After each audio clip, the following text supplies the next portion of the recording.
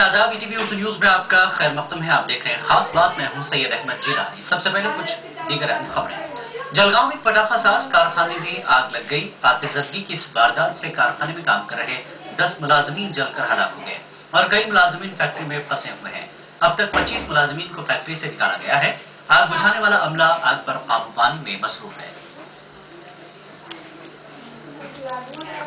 असम में ग्रेनेड हमले में 6 शख्स हलाक जबकि 10 अफराद जख्मी हो गए हैं।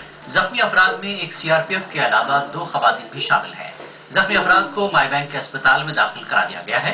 पुलिस के मुताबिक ये कार्रवाई DHDJ ममनुआ दहशतगर्द तंजीम की हो सकती है। इंतहा पसंदों ने इस ट्रेन पर उस वक्त हमला किया जब ट्रेन शिमाल कछार हिल्स के वरन दिशा से गुजर रही थी।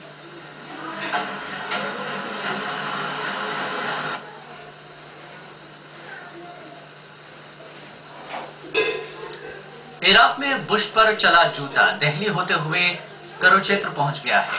इस बार जूते की जद में आए कांग्रेस के रुकने पार्लियामेंट और सरदकार नवीन जिंदल पर जूता फेंका एक retired school teacher Ram Kumar ने। मौका था एक इलेक्शन रैली का। जूता जिंदल को नहीं लगा। रिटायर्ड टीचर ने कहा कि इसने यह हरकत कांग्रेस की पॉलिसियों के खिलाफ एहतजाज जताने के लिए की। पुलिस फौरन जूता फेंकने वाले को पकड़कर रैली से दूर ले गई।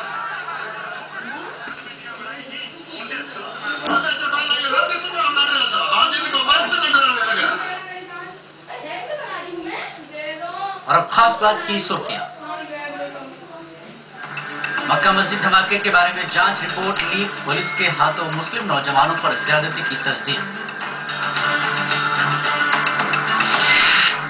आंध्र प्रदेश में बेशतर पार्लिमानी और असेंबली इंतखाबात में जमात इस्लामी हिंद करेगी कांग्रेस की तारीफ। अमीर हल्के का बयान। और पटना की मौलाना मजहरुल हक यूनिवर्सिटी की ग्रांट में इजाफा। तरक्याती उमूर पर किए जाएंगे पैसे खर्च।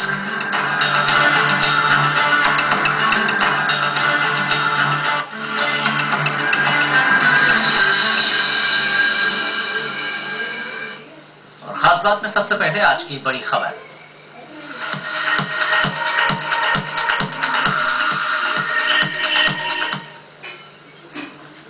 हैदराबाद के मक्का मस्जिद धमाका केस में गिरफ्तार नौजवानों पर पुलिस ने ज्यादतियां की थी। ये इंकशाफ एडवोकेट रविचंद्र की रिपोर्ट लीक होने के बाद हुआ है।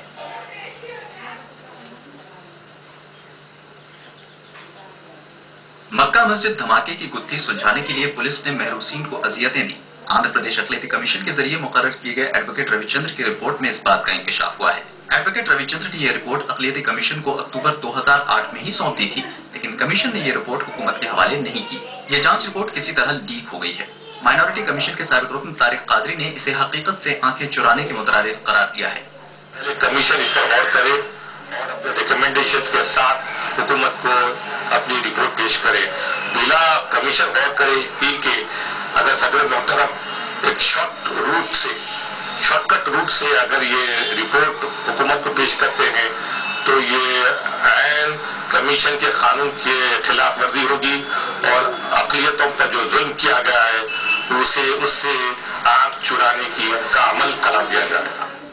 एडवोकेट रविचंद्र ने धमाके के इल्जाम में गिरफ्तार 20 नौजवानों से पूछताछ करके ये रिपोर्ट तैयार की थी। हालांकि सबूत की कमी के बायस इस मामले में कई मुस्लिम नौजवानों को कोर्ट ने बाइज्जत बरी कर दिया है, लेकिन हिरासत में उन्हें मुबैना अज़ियतें देने वाले पुलिस एहलकारों के खिलाफ कोई कार्रवाई नहीं की गई है।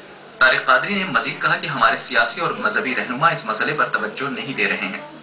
इस सिलसिले में हमारे सियासी और मजहबी रहनुमा आवाज उठाए होते तो इसके दूरदर्श नताइज बरामद होते जो अक़लियतों के लिए बेहतरी का सामान मुहैया करते हैं।